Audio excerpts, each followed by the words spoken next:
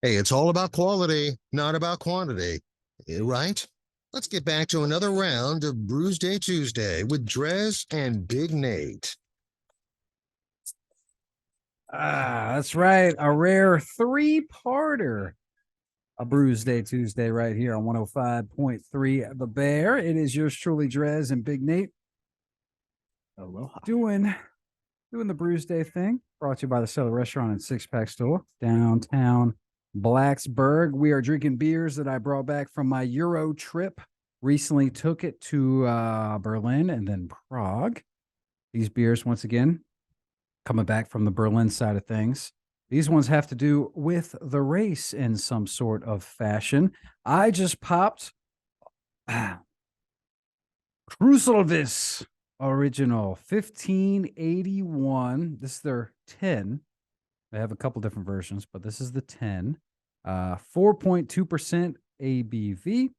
We are actually doing it in reverse. Usually we go smaller beers to bigger beers. We started with the 14 10%er. Then we went to the 5 and 4.4%er. This one's 4.2. And then you just popped the Birell Limitovana Adiche, which I'm pretty sure translates to limited edition. It's mango and citron Radler. Yes, that is right. This is in fact up. Could have switched to the other side. It's in English. Limited edition Radler.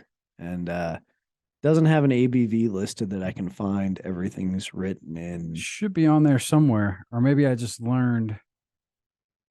I don't see it, but I mean, they're over here calling calories energy and sugar saccharide. Well, maybe it doesn't have it on there because it's an NA Radler. Ah. So, and again, these have to do with the race. So we went. You found it? So yeah, it's written in a foreign language. Neil Koholic, which I'm assuming means non-alcoholic. That's correct. They were giving those out at the packet pickup for the race. Free Radler, NA Radlers. They were just handing them out, which makes sense because, okay, so we're going down there. We're doing this marathon, right? And we did the ghost tour 2 days before the marathon, and we met another couple the guy was going to run it. She hadn't. And they actually asked, like, oh, have you not been drinking as well? And I'm like, what? Apparently the dude hasn't drank for a week because he wants to be in tip-top shape for this run. I'm like, no, I'm doing the opposite. I'm on vacation for the week leading up to this run. And then we meet up with Will and Michelle, they're doing the half marathon with us. Come to find out, Will hasn't been drinking for like the last week leading up to it. Apparently, I guess if you want to like run good, you're not supposed to drink leading up to the run. So I guess that's why they give out NA beers. You get the carbs and all that crap, but not the alcohol. I don't know. I was training on pizza and beer, so I was not going to change that combo. Yeah, the day before the big run. A, if it works, don't. If it ain't broke, don't fix it. But B, you're on vacation. Mm-hmm. Like, I'm sorry, you're not like going for a Olympic record. Exactly. Like, so a couple things about being on vacation. This I didn't quite factor in or think about, but we did a lot of walking. When you're on vacation, you're sightseeing. We did walking tours, and I did the math. I averaged, while I was gone in Europe, 23,000 steps a day. And so you do that. It's pretty decent. And then on the last day of vacation, you run a marathon. As you might imagine, we were pretty damn tired by that last day. So, and when we went to pick up the packets and they had those Radlers there, we actually ran that way because it was a bit of a distance. We wanted to get one last run in. This was on the Friday before the race. And so we're like, okay, well, let's just kind of do a nice log, easy. I think it ended up being maybe 4 miles. It was going to be 3, but whatever. So we do this run through this gorgeous park, and we go to the expo and get those Radlers and a bunch of other, some free stuff, the shirts and all that jazz. Here's my shirt. Here's my Pride a running nice shirt. shirt. Adidas. It's pretty sweet, isn't it?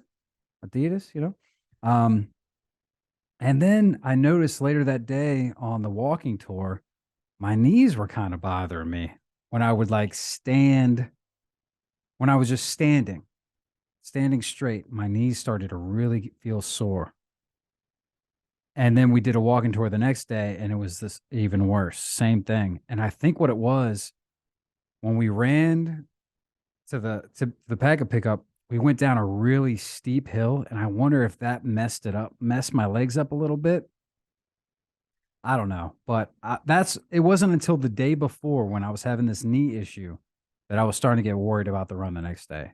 BB was all like stressing and worried about it. I'm like, you're just going to run. It's going to be awesome. We've been doing it. We've been training for it. It'll be fine. I was actually being like, man, I don't know how this is going to work. And then I realized right before, I was like, it only really bothers me when I'm standing. So if I'm moving, so just don't stop. I'll probably be fine. I can't stop. I already knew I couldn't stop. That's in the part of training, stopping or slowing down messes me up. I just got to keep going. So the day before, like I said, we're meet up with a couple that are going to go down there and do the half. And interesting enough about the half, it's a relay half. So I've never seen it done this way. Usually if you're doing the half, you just do half the course and then everybody else keeps going. So but they do so she was starting the race with us. And then at the halfway point, they meet up and like hold hands, crossing like the midway point, and then he continues on and finishes it. So it was like a relay half, which is kind of cool. That's yeah, cool. yeah. And then it's just like best time because you still have the same crowd that you had at the start at the end, theoretically. Well, to some extent, theoretically, yes, to some extent, I guess perhaps, but so thankfully she had found a place that offered an all-you-can-eat pasta and pizza selection, and this was phenomenal. Imagine CC's, but Miss CC's 10 times the caliber, and basically like it's side table thing. So they just come around with a different pasta dish and ask if you're interested, and then they'll just give you like one scoop, and if you want more, you can get more. But you just get like a scoop of taste. There was like 16 different pastas, 12 different pizzas. So they'll come around with a little pizza. Oh, this is a blah, blah, blah. And you're like, you want a slice? You say yes. And they throw you a slice, throw you a little slice. So that plus some beer, perfect fuel for the day before the race. That was fantastic. Race day. The weather. Overcast and like low 50s. Perfect. Perfect running weather. Couldn't ask for better weather. We get up, we get ready, we go over there, getting in the zone, get my stretches. What time is this? 9 o'clock is the start of the race. Okay. And we were very close. We're like a 10-minute walk to the start of the race from the hotel. We meet up with them. We walk over. We do a little stretching, get to the corral. I mean, this is 11,000 people running this race, 11,000 plus. So tons of people, bit chaotic. We get going. One of the things that we quickly realized was just not a mistake because you can't do anything about it, but didn't factor it in or think about it. As I mentioned, Prague is a very old city. Everything's like from the 1400s. We did not consider the fact that we were going to be doing a lot of running on cobblestone roads. Yeah. Uneven cobblestone roads. So that we didn't take into consideration and was a bit of a wild card. But whenever we get to like the tram bit and there was like paved in between it, I was going there, hopping up on the sidewalk when we could or whatever. But I'd say at least 20% of the race was on cobblestone, which kind of sucked. But we did great, man. Like we stuck together. 9.5 minute pace, just trucking right along, doing good. We both stopped for about 45 seconds to pee once we found 2 bathrooms that were not being used. So that was brilliant. We were like, bam, bam, in and out. But I couldn't keep up with BB, and I knew I was holding her back. And so finally, she was like, "I think after this water stop, I might, I might pull ahead from you." I was like, "Please do," because I was really, frankly, like, we weren't training to be doing 9.5-minute miles. We were doing more like 9:40, 9:45. And at this point, it was almost to mile 19 when she pulled away. So she pulls away and goes even faster. So, you know how I was saying how there was the double, there was the relay thing. So because if you're doing the relay to not deflate other people in the second half of the leg, you're supposed to put like a 2 run on your back so people know that you're a relay runner. Because the last thing you want when you're on mile 22 and like dying is to see somebody just fly by you, you know? So, but I was holding her back because I think she was trying to hang with me, and she was helping me pick up my pace because I was trying to hang with her. Yeah. So as soon as she left, my pace just dropped off the walls. I was doing like probably 11.5-minute miles or something. But then apparently she picked it up and was doing like 9:15s, passing people, so much so that actually some guy yelled at her and was like, "You a relay runner?" To which then she just turns around and just like, "Nope." And then it was just like, "All right, in your face, dude. Try and call me out." But so she gunned it. She was hoping her goal was to break her uncle's marathon time of like 4 minutes and 4 hours and 18 minutes or something like that. So she wanted like a 4:17, 4:15. 4:15 pace was what she was like trying to time it out into. She did it in 4:09. Crushed it. That's impressive. Crushed it. Me, not so much. After she left me, dude, the pace just depleted entirely. And at first I was like, okay, well, my watch says I got like a 4, I had like a 9:30 pace when I was still with her.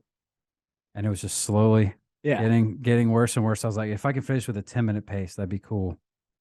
Oh, that's not going to happen. I was like, all right, well, if I finish with 4:20, 4 hours 20, that's cool. 4:20. No, that's not going to happen. All right. I'm just going to run the whole thing. I won't stop. I knew that from the get-go. I didn't want to stop. So I did accomplish that. I ran the entire time. I only like kind of walked or whatever. The last few water stations, I hit them all because I wanted like water or Gatorade or like a suck on an orange or whatever. So I did walk to do that, but I did run the entire thing. And I did end up finishing 4 hours, 27 minutes. Bam, got me my medal. It's done. It's in the books. It happened. I did a marathon. You did something I could never do.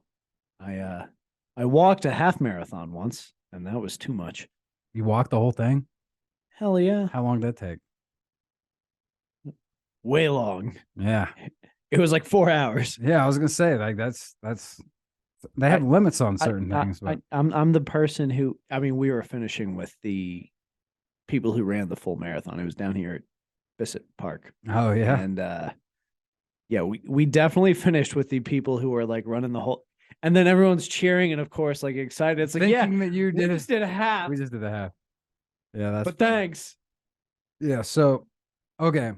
I know this is the longest Brewsday Tuesday ever, but I got to get to this because this was the real icing on the cake. I run the marathon, and BB is so damn awesome. Guess what she has planned for me for after the marathon? What? Well, we went to the beer museum, but that was my plan. That was something I want to do. You run a marathon, you're exhausted. By the way, I did.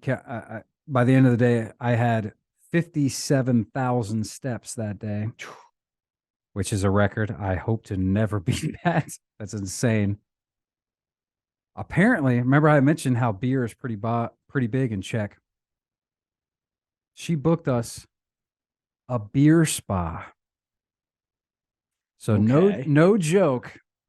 I got to sit and like one of those old school like wood tub things of beer. And it's like a jacuzzi with beer with taps to my left and taps to my right.